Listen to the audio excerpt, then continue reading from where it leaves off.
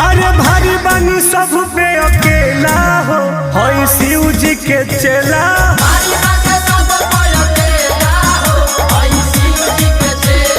शिव जी के चेला भोलेनाथ जी के चेला। हो गजवा पिहिला अकेला हो होई शिव जी के चेला।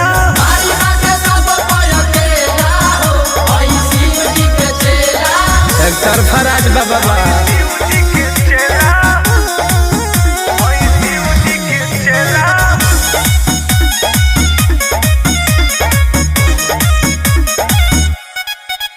अरे माथा पर हमरा बात भोलेनाथ के नइखे जरूरत के हुआ के साथ के।